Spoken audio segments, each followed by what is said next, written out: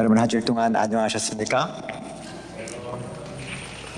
저 뒤에 마이크, 요 마이크 좀 꺼주시겠어요? 네, 울리는 것 같네요.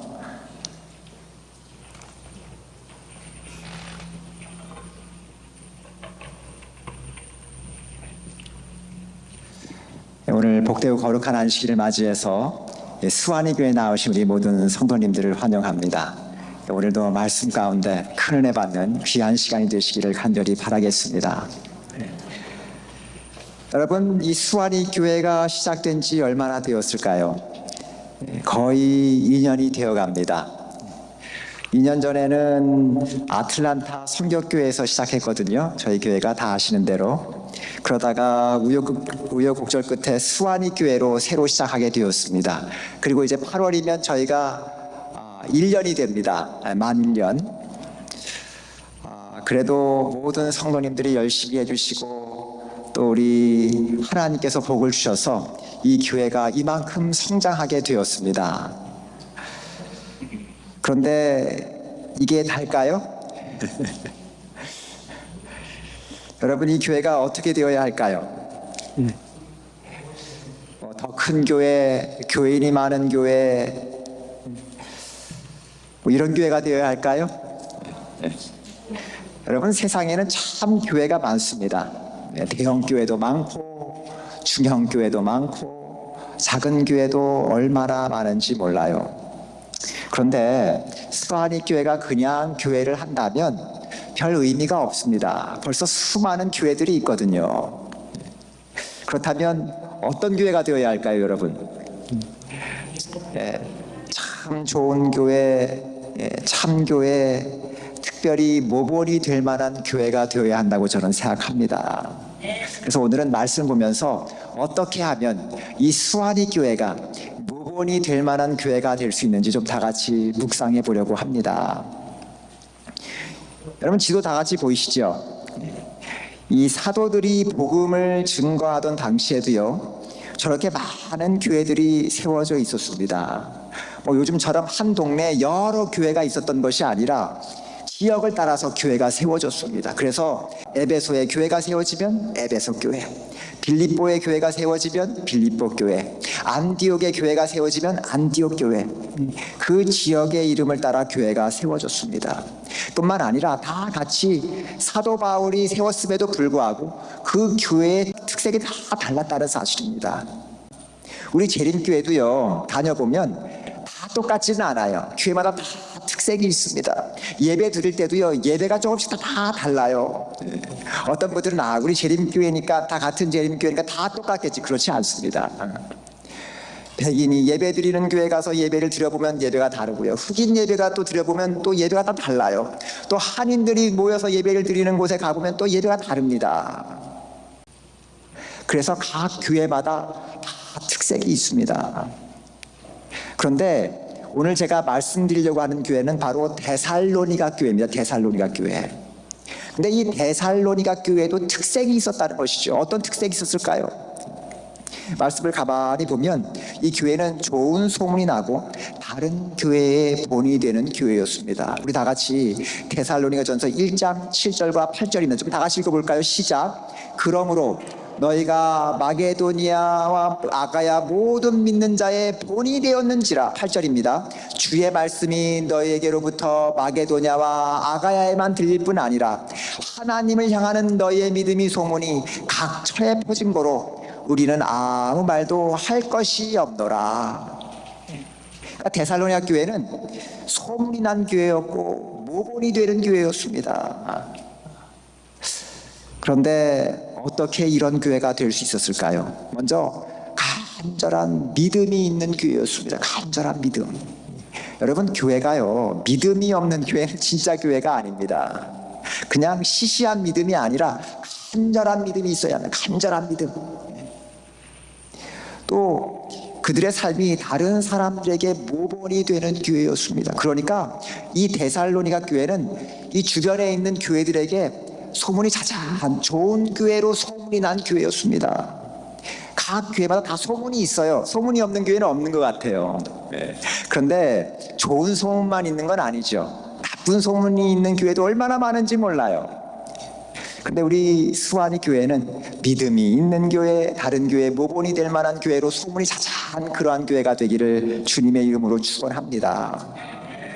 그런데 데살로니가 교회가 어떻게 그런 교회가 될 수 있었을까요? 그들의 믿음이 질적으로 높은 수준에 있었기 때문에 그렇습니다. 그냥 지적 수준이 높은 게 아니라 또 돈을 가진 게 많은 교회였기 때문에 좋은 소문이 난 게 아니라 믿음이, 신앙이 질적으로 높은 수준에 있었기 때문에 가능한 것이었습니다. 그런데 이렇게 좋은 교회가 될 수 있었던 이유는 사도 바울과 그 일행의 역할이 굉장히 컸다는 것입니다. 이 사도행전 12장을 가만히 읽어보시면 데살로니가 교회를 이해하는 데 굉장히 큰 도움이 됩니다. 이 교회를 세웠던 사람이 바울과 실라였습니다. 이 바울과 실라가 복음을 전하고 그 영향으로 수많은 사람들이 예수님을 믿게 되었습니다. 특별히 이방인들이 예수님을 믿는 사람들이 되었습니다. 그런데 어떤 일이 있었을까요? 좋은 일만 있었던 게 아닙니다. 여러분, 우리가 알아야 할 것은 우리가 열심히 주님의 일을 하면 하나님만 역사하는 게 아니에요. 누구도 역사할까요? 사단도 같이 역사합니다. 사도 바울과 실라가 열심히 봉사하니까 여기에 자극을 받고 시기 질투한 사람들이 있었습니다. 유대인들이죠, 유대인들. 그래서 유대인들이 바울과 실라를 방해하기 위해서 그들을 잡으러 다닙니다. 그러다가 그 일행이 야손의 집에 있다는 소식을 듣고서 그 집으로 달려갑니다. 그들을 끌어내기 위해서. 가보니까 바울과 실라가 없어요. 누구만 있습니까? 야손과 형제들만 있으니까 그 사람들을 데리고 읍장 앞으로 갑니다. 그리고 그들을 고소합니다. 뭐라고 했을까요? 천하를 어지럽게 하는 사람들이라는 것이었습니다. 천하를 어지럽게 하는 사람들. 이 천하를 어지럽게 하는 사람들이란 말은 바울의 일행이 데살로니가에 와서 전도를 시작할 때 누가 붙여준 별명입니까? 유대인들이 별명을 붙여준 거예요. 유대인들이. 저 사람들은 참 세상을 시끄럽게 하는 사람들.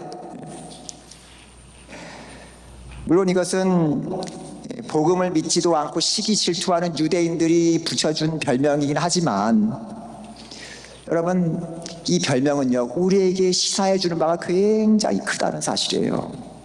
여러분, 옛날 초대교회에 이 사도들이 나가서 복음을 전하잖아요. 세상이 시끄러웠습니다. 조용한 게 아니에요. 왜 시끄러웠을까요? 사도들의 복음으로 말미암아 세상이 영향을 받고 변화를 받고 놀라운 역사들이 일어났기 때문이었습니다.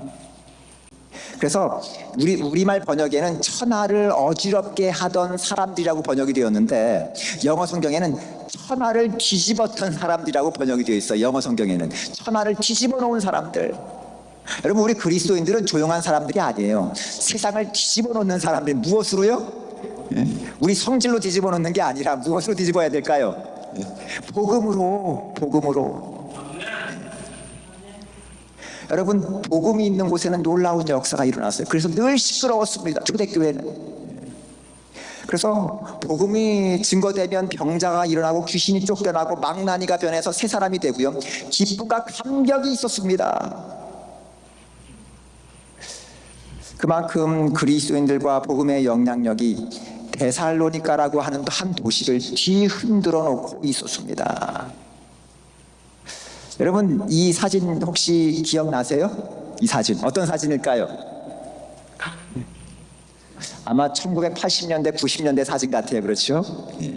이게 운동권 학생들이 데모할 때 찍어 놓은 사진입니다.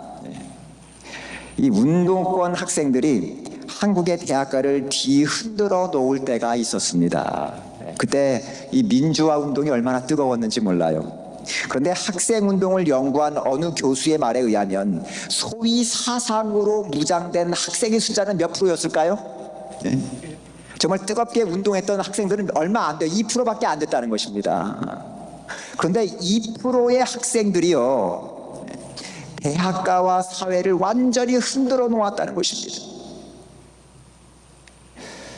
여러분, 이것을 보면서 우리가 좀 배워야 될 게 있어요. 우리는 뭐 좀 전도합시다, 뭐 일 좀 합시다, 좀 세상을 변화시킵시다. 그러면 우리 뭐라고 그러냐면, 우리는 숫자가 얼마 안 돼서요. 우리 안식교회 숫자가 안 돼서 이거 안 됩니다. 이런 얘기를 많이 하거든요. 근데 여러분, 우리가 기독교 역사를 보면요, 숫자로 세상 바뀐 거 아닙니다. 초대교회예요. 그리스도인들이 그렇게 많지 않았습니다. 초대교회의 그리스도인들이 뭐 대단한 사람들도 아니고요, 많은 사람들이 아니었습니다. 가난한 사람들, 가난한 소수의 사람들이었어요. 그들이 성령 받고 말씀으로 준비돼서 세상을 나갔을 때 세상이 바뀌고 사람이 바뀌었습니다. 그래서 초대교회 때 그리스도인들의 발걸음이 머무는 곳마다 복음의 강력한 영향력이 사람들의 마음을 흔들어 놓았습니다. 이런 강력한 영향력 속에서 생긴 교회가 바로 데살로니가 교회였습니다. 그런데 사도 바울이 이곳에서 오랫동안 사역했을까요? 아닙니다. 사도행전 17장을 보시면 뭐라고 되어 있는가 하면, 바울이 자기의 규례대로 저희에게로 들어가서 새 안식일에 성경을 가지고 강론하며 새 안식일 동안 설교를 했습니다. 새 안식일이면 3주죠. 한 달이 안 되는 시간인데요. 물론 학자들의 추측이긴 하지만 바울이 유대인 회당을 중심으로 집회를 한 것이 3주고요. 아마 조금 더 오래 머물렀던 것으로 보여집니다. 아마도 1년 미만이었던 것으로 보여져요. 이렇게 짧은 기간이었지만 1년이 긴 시간이 아니잖아요. 그렇게 짧은 기간이었음에도 불구하고요, 초대교회는 가장 모범적이고 아름다운 교회가 되었다는 것입니다. 이 데살로니가 교회는 아주 짧은, 역사와 전통이 아주 짧은 교회였습니다. 어느 교회처럼? 우리 수완이 교회처럼. 뭐 역사와 전통만 자랑해야 좋은 교회는 아닌 것 같아요. 아무리 역사와 전통이 짧아도 얼마든지 훌륭한 교회가 될 수 있습니다. 그래서 저는 우리 수완이 교회가 이 데살로니가 교회처럼 정말 좋은 소문이 나고 다른 주변에 있는 교회들에게 아주 훌륭한 모본을 남길 수 있는 축복된 교회가 되기를 간절히 바랍니다. 그런데 어떻게 데살로니가 교회와 성도들은 이러한 훌륭한 교회를 세울 수 있었을까요? 우리 말씀을 보면서 교훈을 얻는 시간이 되시기를 간절히 바랍니다. 첫 번째는요, 그들은 오직 복음만을 증거했다는 것입니다. 오직 복음. 여러분, 사도행전 10장을 보시면, 17장 2절을 보시면, 제가 아까 읽어드렸죠, 사도 바울이 어떤 모습으로 사역을 했는지 알 수가 있습니다. 뭐라고 했는가 하면, 바울이 자기의 규례대로 저에게로 들어가서 새 안식일에 무엇을 가지고? 성경을 가지고 강론하며. 사도 바울이 데살로니가 가서 어떤 프로그램을 한 건 아니에요. 특별한 프로그램을 한 거 아닙니다. 무엇을 가지고 강론했다고요? 성경을 가지고 강론했다는 것입니다. 하나님의 말씀만을 가르쳤다는 것입니다. 그러니까 바울의 메시지는요, 철저하게 성경을 근거로 하고 있었습니다. 바울이 거기 가서 유행이나 정치론이나 철학이나 인간적인 소신으로 말씀을 전한 게 아니었습니다. 사도 바울이 참 똑똑한 사람이에요. 얼마든지 정치 철학을 가르칠 수도 있고, 사람들이 가지고 있는 철학을 가르칠 수도 있고요, 세상 지식을 가르칠 수도 있었습니다. 그런데 그렇게 하지 않았어요. 그는 오직 성경만을 가르쳤다는 것입니다. 오직 성경. 왜 그랬을까요? 정치 철학이나 또 정치 이론이나 인간적인 소신이나 유행은 늘 바뀌기 때문에 그렇습니다. 만일 사도 바울이 이런 것을 가르쳤다면 데살로니가 교회의 영향력은 오래 갈 수 없었을 것입니다. 여러분, 오늘날 교회들이 점점 연약해지는 모습을 보게 됩니다. 왜 오늘날 교회가 연약해질까요? 이 강단이 점점 연약해진다는 느낌을 지울 수가 없습니다. 왜 그럴까요, 여러분? 뭐 교회 프로그램이 없어서? 교회 말 잘하는 사람이 없어서? 똑똑한 사람이 없어서? 아닙니다. 요즘 교회 가면 똑똑하고 돈 많고 이런 사람들 얼마나 많은지 모릅니다. 교회 프로그램이 얼마나 좋은지 몰라요. 교회들, 특별히 대형 교회 가보세요. 그냥 얼마나 잘하는지 몰라요. 그런데 왜 교회가 연약해질까요? 저는요, 말씀이 사라지고 있다고 보고 있습니다. 말씀이. 성경 가면, 교회 가면 성경 말씀을 얼마나 잘하는데요. 물론 성경을 읽기는 읽어요. 성경을 읽어놓은 다음에 다 자기 말해요. 자기 말. 성경 말씀을 하는 게 아니라 성경을 읽어놓고 자기 말을 하더라 하는 거지. 사람들이 자기가 하고 싶은 말을 해요. 세상 돌아가는 이야기를 합니다. 여러분, 교회의 권위는 어디서 올까요? 학식에서 오는 게 아닙니다. 교회의 권위는 말씀에서 옵니다. 말씀에서. 우리가 물론 설교를 하면서 예화를 들 수도 있고 세상 얘기를 할 수도 있어요. 그러나 우리가 이 강단에 선 이유가 무엇일까요? 하나님의 말씀을 전하기 위해서입니다. 하나님의 말씀이 없으면 교회는 연약해집니다.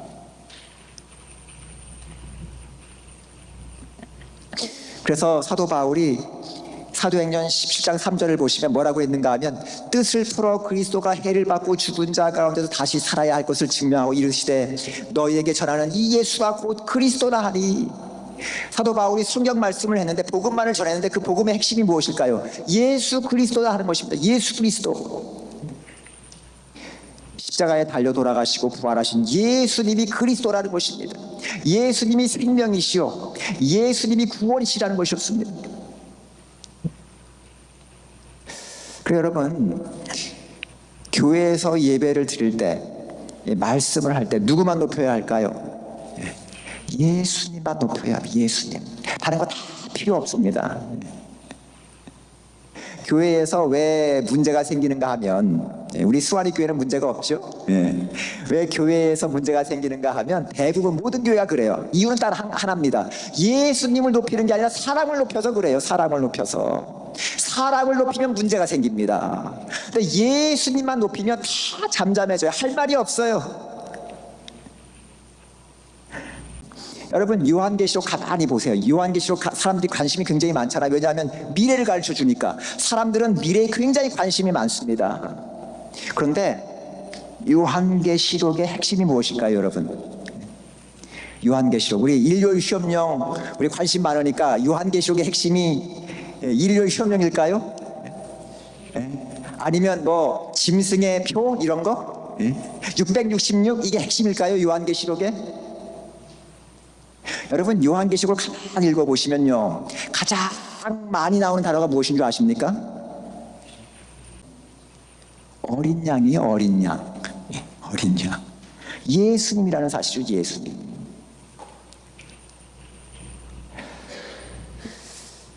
여러분, 사도 바울은요, 복음만을 전했고 예수님만을 높였습니다. 그러했기 때문에 그 짧은 시간 안에 데살로니가 교회라고 하는 아주 훌륭한 교회를 세울 수 있었다는 것입니다. 두 번째는요, 성령의 능력으로 복음이 증거되었습니다. 성령의 능력으로. 그냥 복음을 말로만 증거한 게 아니에요. 성령의 능력으로 증거했습니다. 우리가 말씀을 나눌 때, 설교를 할 때, 또 우리가 성경 말씀을 나눌 때 그냥 말로만 전달되면 열매가 없습니다. 반드시 누가 역사하셔야 하는가 하면 성령께서 역사하셔야 합니다. 데살로니가 전서 1장 5절을 보면 이렇게 이야기하죠. 같이 읽어볼까요? 시작. 이는 우리 복음이 말로만 너에게 이른 것이 아니라 오직 능력과 성령과 큰 확신으로 된 것이니 우리가 너희 가운데서 너희를 위하여 어떠한 사람이 된 것은 너희 아는 바와 같으니라. 복음이 말로만 전파된 게 아니라는 것입니다. 지식으로만 전달된 게 아니라는 것입니다. 하나님의 능력과 성령과 큰 확신으로 전파되었다는 것입니다. 여러분, 말씀은요, 성경 말씀은 말재주로 하는 게 아닙니다. 지식으로 하는 게 아니에요. 사도 바울이 그렇게 전도 많이 하고 학식이 많은 사람이니까 할 말이 얼마나 많겠습니까? 그런데 사도 바울은요, 늘 성령의 역사를 의지했습니다. 사도 바울이 말씀을 증거할 때 늘 기도했어요. 늘 성령 충만한 마음으로 말씀을 증거했습니다. 그때 성령께서 역사하신 거예요. 또 말씀을 듣는 사람도요, 사도 바울의 말씀을 들을 때 저게 사람이 하는 말로 듣지 않았다는 것이죠. 누가 하시는 말씀으로? 하나님의 말씀으로 들었다는 것입니다. 하나님의 음성으로. 여러분, 그럴 때 우리 마음 가운데 그 말씀의 역사하는 능력이 있습니다. 설교를 하는 사람도 사람의 말을 하고 듣는 사람도 저게 사람이 또 말하는구나 이러면 거기에는 아무런 가마가 없어요. 성령의 역사가 없습니다. 그런 말을 듣고 변화되는 사람도 없고 감동을 받는 사람도 없어요. 사람은 연약한 존재입니다. 하나님께서 역사하실 때만 거기에 능력이 있어요. 사람이 변화됩니다.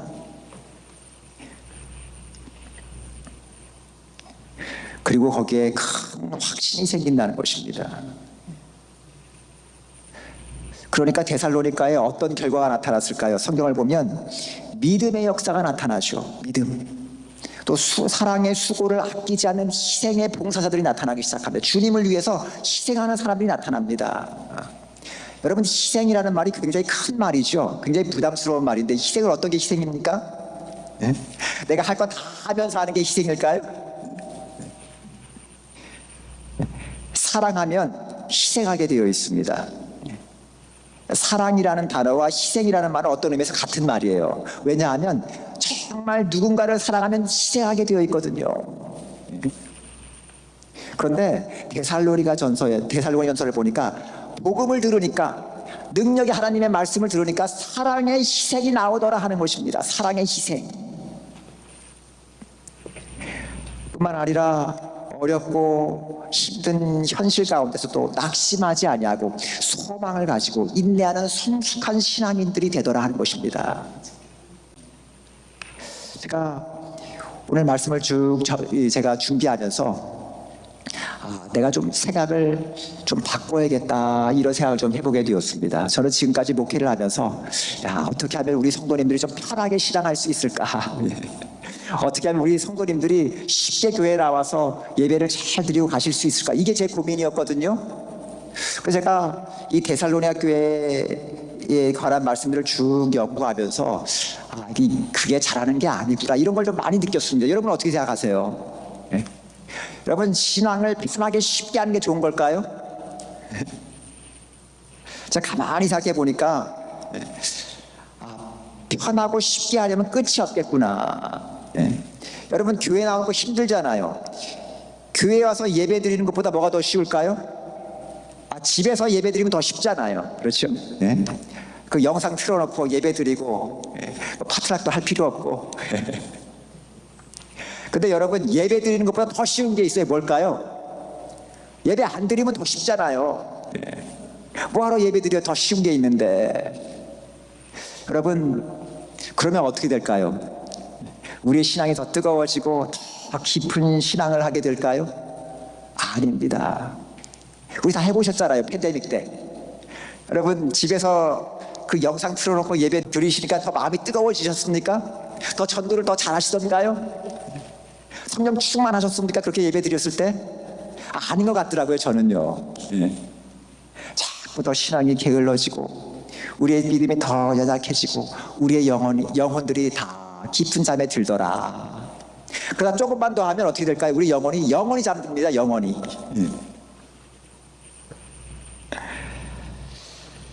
여러분, 우리 기독교 역사를 보면 언제 우리의 신앙이 뜨거워지고 가장 부흥했을까요? 정말 부유하고 편할 때? 아니요. 한국 역사도 가만히 보면 가장 뜨거웠고 부흥했을 때가 언제인가? 정말 어렵고 힘들 때였습니다. 일제 치하에서 예배 드릴 때, 전쟁 나가지고 피난 다니면서 예배를 드릴 때 성도들이 얼마나 뜨겁게 하나님을 붙들고 예배했는지 모른다 그래요. 저는 그때 없었으니까. 여러분, 이 기독교 역사, 서양 역사도 마찬가지예요. 가장 힘들고 어려울 때 사람들이 붙들고 하나님께 예배 드릴 때 가장 뜨겁고 성령 충만한 예배를 드렸습니다.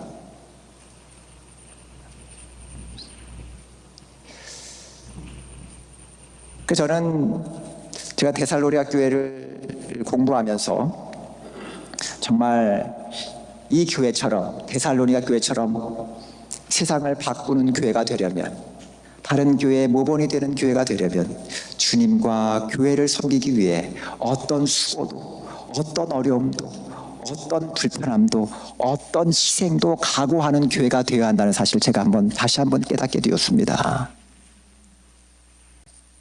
여러분, 내가 주님을 위해서 헌신하겠습니다.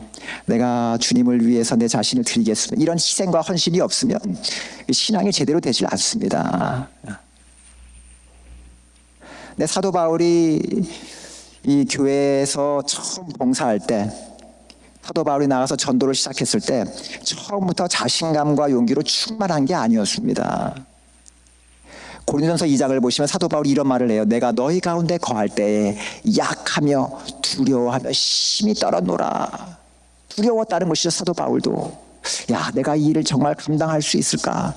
내가 예수 그리스도를 제대로 증거할 수 있을까? 그런데 사도 바울이 깨달은 게 있어요. 고린도전서 2장 5절을 보시면 내 말과 내 전도합이 지혜에 권하는 말로 하지 아니하고 다만 성령의 나타남과 능력으로 하여 너희 믿음이 사람의 지혜에 있지 아니하고 다만 하나님의 능력이 있게 하려 하였노라. 사도 바울이 담대하게 복음을 전할 수 있었던 이유는 단 한 가지입니다. 하나님의 능력을 의지했거든요. 예. 여러분, 우리가 교회에서 봉사할 때, 또 우리가 교회에서 수고할 때 내 힘으로 하면 안 됩니다. 내 힘으로 하고 내 의지로 하면 꼭 시험에 들어요. 누구를 의지해야 할까요? 하나님의 능력을 의지해야 합니다. 하나님의 능력. 사도 바울이 죽으면서까지 예수님을 증거할 수 있었던 이유는 단 하나입니다. 그는 자신의 능력을 의지한 게 아니었습니다. 하나님을 의지했기 때문입니다. 그 누구만 높이고요? 예수만 높이고.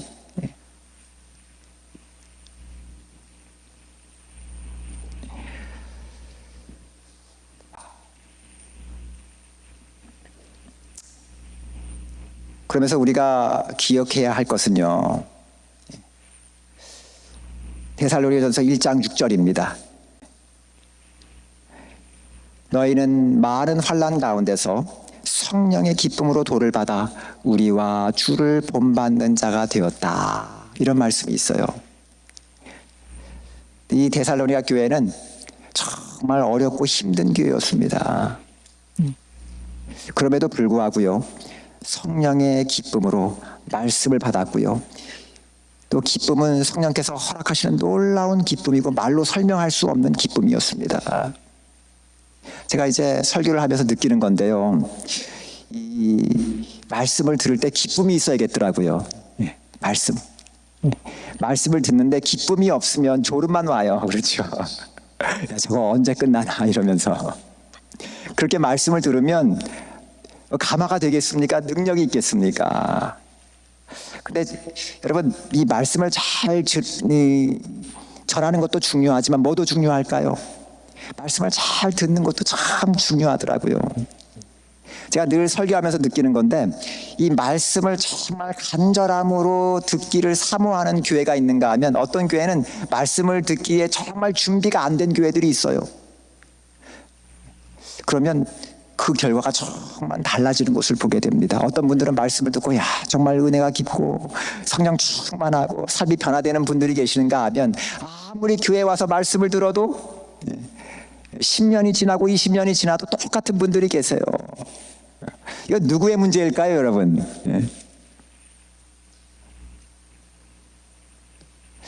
제가 이 데살로니가 교회 말씀을 연구하고 초대교회를 보니까 이 듣는 분들에게도 성령이 충만해야겠더라고요. 우리 입술에도 성령이 충만해야 되지만 어디도 성령이 충만해야 될까요? 우리 귀에도 성령이 충만해야겠더라고요. 귀에 성령이 충만하신 분들은 어떤 말씀을 들어도 하나님의 음성을 듣습니다. 그래서 여러분, 교회 나오실 때 정말 간절한 마음으로, 기도하는 마음으로 교회를 나오시게 되기를 간절히 바랍니다. 그래서 데살로니가전서 2장 13절을 보시면 이렇게 이야기해요. 이러므로 우리가 하나님께 쉬지 않고 감사함은 너희가 우리에게 들은 바 하나님의 말씀을 받을 때에 사람의 말로 아니하고 하나님의 말씀으로 받으니 진실로 그러하다. 이 말씀이 또한 너희 믿는 자 속에서 역사하느니라. 데살로니가 교회 성도들이 말씀을 듣고 변화할 수 있었던 이유가 무엇인가 하면 사도 바울이 복음을 증거할 때 그것을 사람의 말로 받은 게 아니라 하나님의 음성으로 들었다는 것입니다. 그리고 순종하니까 삶이 변화되었다 하는 것입니다.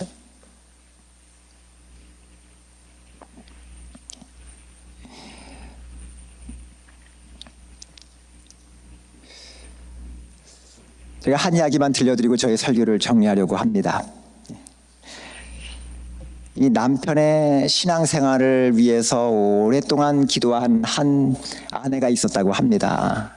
이분의 간절한 기도의 제목은 남편이 예수님을 믿고 구원을 받는 것입니다. 근데 아무리 남편에게 권해도 교회를 나가지 않는 것입니다. 그런데 어느 날 남편이 묻지도 않았는데 교회를 같이 가고 싶다는 것입니다. 이 아내가 얼마나 기뻤는지 몰라요. 드디어 내 기도가 응답이 되었구나. 그래서 너무나 신나는 마음으로 남편과 함께 교회를 가게 되었습니다. 근데 이 교회를 가면서 이 아내분이 마음이 불안한 것입니다. 오늘 목사님 설교가 어떨까? 오늘 목사님 설교 되게 잘하셔야 되는데 내 남편이 실망하고 교회 안 간다 그러면 어떡하지? 오늘 목사님이 어떤 본문의 말씀으로 설교를 하실까? 혹시 예배가 지루하면 어떡하지? 이런 걱정을 가지고 교회를 도착했습니다. 가자마자 이 아내분이 주보를 펼쳐들었습니다. 오늘 목사님이 어떤 주제로 설교를 하실까? 본문의 말씀은 무엇일까? 보니까 창세기 5장이에요. 그래서 창세기 5장을 빨리 찾아봤습니다. 그랬더니 거기에는 누가 몇 세 누구를 낳았고 몇 세를 향수하고 죽었더라. 이런 내용만 계속 나오는 거예요. 오늘 그냥 큰일 났다. 보니까 복음적인 내용도 별로 없고, 이거 오늘 내 남편 설교 듣고 교회 안 나오겠다. 그리고 이제 예배가 끝나고 이 두 네 분이 집으로 돌아갔습니다. 그리고 한 주가 지났는데 남편이 또 교회를 가겠다는 거예요. 그래서 그 남편과 교회를 갔습니다. 그 다음 주에도 또 교회를 가겠다는 것입니다. 그러다가 이 남편분이 성경 공부도 하고 침례도 받았습니다. 참 신기하잖아요, 이 아내분이. 그래서 이 남편에게 물었습니다. 도대체 무엇이 당신의 마음을 움직였습니까? 그랬더니 남편이 하시는 말씀이, 내가 처음 교회 간 날 목사님이 창세기 5장의 말씀을 하시더라. 거기에 누가 누구를 낳고 몇 년을 향유하고 그런 말씀이 쭉 나오는데 자기가 깨달은 것은 모든 사람들은 다 죽더라 하는 것입니다. 다 죽더라. 그래서 이 죽는다는 말이 자신의 뇌리에 강하게 박혔다는 것입니다. 그러면서 자신도 나도 예수님이 필요하고 구세주가 필요하구나. 이것을 깨닫고 교회를 나가기 시작했다는 것입니다. 여러분, 그의 마음 가운데 누가 역사하신 것입니까? 하나님께서 역사하신 것입니다. 성령께서 역사하신 것입니다. 성령께서 역사하시면요, 말씀이 다르게 들리기 시작합니다. 하나님의 음성을 듣기 시작합니다. 여러분, 우리 성도님들은 오늘 교회에 오실 때 어떤 마음으로 오셨습니까? 혹시 설교를 감상하러 오셨습니까? 그러면 성령께서 역사 안 하세요. 여러분, 우리가 늘 말씀을 들을 때에 기도하는 마음으로 성령의 역사를 간구하시면서 들으시게 되길 바랍니다. 이 얼마나 아까운 시간입니까? 여기 와서 우리가 하나님의 음성을 듣지도 못하고 하나님의 임재를 경험하지 못합니다. 이거 시간 낭비입니다. 교회 와서. 그런데 물론 설교하시는 분에게도 성령 충만해야 되지만 듣는 분들에게도 성령이 충만해야 합니다. 우리 듣는 마음에 성령이 충만하면 설교가 좀 부족해도 하나님의 음성을 듣습니다. 성령의 속삭이시는 음성을 듣습니다. 그리고 우리의 삶이 변화됩니다. 여러분들은 이 수완이 교회를 출석하시면서 어떤 교회가 되기를 원하십니까? 이제 시작한 지 2년, 수완이 교회로 시작한 지는 1년밖에 안 되는 신생아죠, 신생아. 전통도 부족하고 역사도 부족한 교회입니다. 근데 여러분, 이 교회를 다니시는 이유는 분명히 여러분들이 바라시는 교회 상이 있기 때문에 이 교회를 나오신 줄로 제가 알고 있습니다. 그럼 여러분들은 이 교회가 어떤 교회가 되기를 원하십니까? 돈 많은 교회? 교인이 많은 교회? 멋진 건물을 가진 교회? 대형 교회?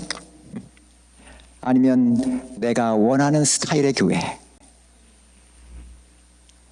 혹시 그러한 마음으로 이 교회를 오셨다면 어쩌면 여러분들은 실망하시게 될 겁니다. 여러분, 이 교회는요, 수완이 교회는 하나님이 원하시는 교회가 되어야 합니다. 세상에는요, 수많은 교회가 있습니다.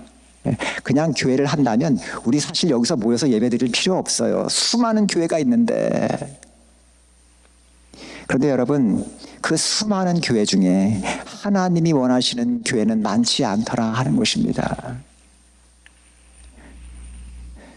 여러분, 저는 이 수완이 교회가 하나님이 원하시는 교회가 되기를 간절히 바랍니다. 정말 하나님이 사랑하시는 교회, 하나님이 귀하게 여기시는 교회, 여러분 그러한 교회를 꿈꾸시게 되기를 바랍니다. 그러면서 우리 수완이 교회는 말씀만 높이는 교회가 되었으면 좋겠습니다. 여러분, 사람이 말이 많아지기 시작하면요, 교회에 은혜가 줄기 시작합니다. 이 교회는 무엇만 풍성해야 할까요? 하나님의 말씀만 풍성해져야 합니다. 자꾸 사람이 많이 말을 하면 많이 할수록 마음이 상하고 마음이 나뉘어집니다.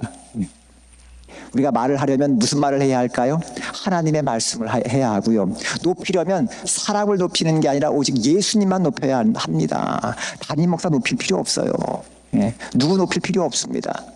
오직 예수님만 높이는 교회가 되시기를 간절히 바랍니다. 그래서 정말 이 주변에 좋은 소문으로 가득한 교회, 또 성령이 충만하고 다른 교회의 모본이 될 만한 교회가 되시기를 간절히 바라면서 오늘 설교를 마칩니다. 감사합니다.